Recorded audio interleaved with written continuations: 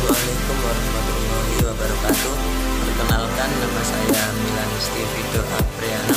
Dan saya Doni, kami dari kelompok 6 ingin mempresentasikan makalah yang berjudul Pedoman Translasi dan Penyerapan menurut pengampu Ibu Rati Rahmatari SPD MPD.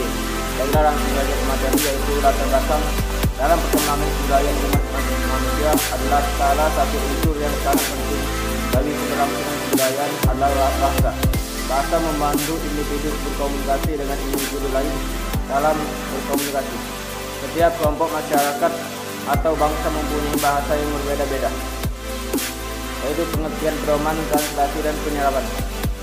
Translasi adalah penyalinan dengan penggantian huruf dari abjad yang satu ke abjad bahasa lain, seperti dari huruf Arab ke huruf Latin agar dapat dibaca dan dipahami oleh siapapun. Sedangkan penyerapan adalah kata-kata asing yang terserap ke dalam bahasa Indonesia melalui beberapa proses penyesuaian baik dalam ejaan, antar bahasa maupun ucapan.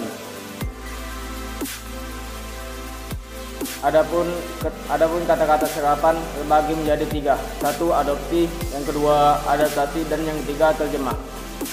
1. Adopsi. Adopsi adalah proses adopsi. Dalam penyerapan, kata asing dilakukan dengan cara mengambil kata asing tanpa merubah pelafalan maupun penulisan. Dengan kata lain, bunyi maupun penulisannya sama dengan contoh aslinya. Contoh: 1. Resupply, yang kedua hamburger, 3. supermarket, dan 3. radio. Dan yang kedua itu adalah adaptasi.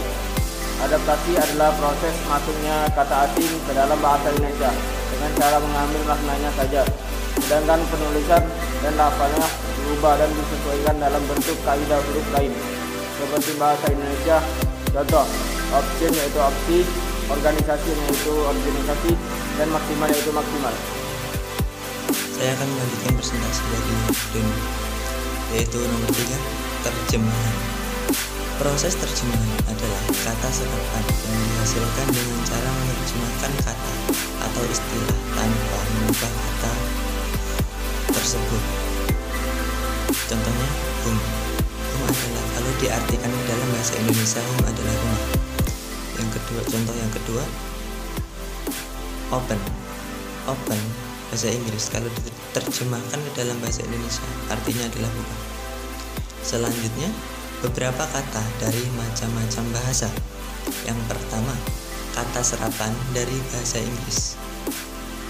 Contoh kata serapan dari bahasa Inggris yaitu application, kalau diartikan ke dalam bahasa Indonesia adalah aplikasi. Contoh yang kedua, data, kalau yang diartikan ke dalam bahasa Indonesia sama saja, data. Contoh yang ketiga, coffee. Coffee kalau diartikan ke dalam bahasa Indonesia adalah kopi, dan lain-lain dan sebagainya. Beberapa kata dari macam bahasa yang selanjutnya. Nomor 2, kata serapan dari bahasa Belanda. Contoh kata serapan dari bahasa Belanda, salah satunya adalah atlet. Atlet kalau diartikan dalam bahasa Indonesia atlet. Terus hotel, dalam bahasa Indonesia hotel sama juga. Terus bombardir diartikan dalam bahasa Indonesia sama juga bombardir, dan lain-lain dan masih banyak lagi. Kata serapan yang ketiga diambil dari kata serapan dari bahasa Arab.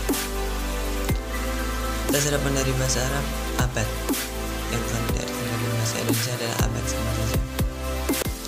Contoh yang kedua, bakil, balik atau berakal atau balik, dan masih banyak lagi.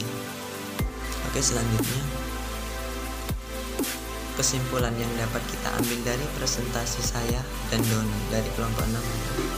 Kesimpulannya, transliterasi adalah suatu pengertian jenis huruf ke jenis huruf lainnya. Beberapa penulis menggunakan sumber bahasa asing yang diterjemahkan ke dalam bahasa Indonesia, serta kata-kata dari bahasa asing yang diserap ke dalam bahasa Indonesia mengalami penyederhanaan atau perubahan, baik dalam hal penulisan maupun pengucapan.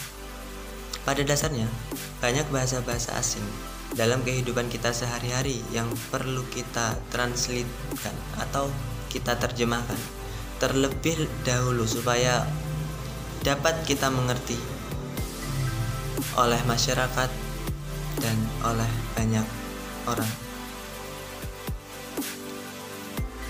Kritik dasaran, kami dari kelompok 6 menyadari bahwa kami masih jauh dari sempurna, tentunya dalam penulisan makalah, dalam presentasi, dan dalam semuanya. Baiklah, saya Milanisti Yuda Abriano. Assalamualaikum warahmatullahi wabarakatuh.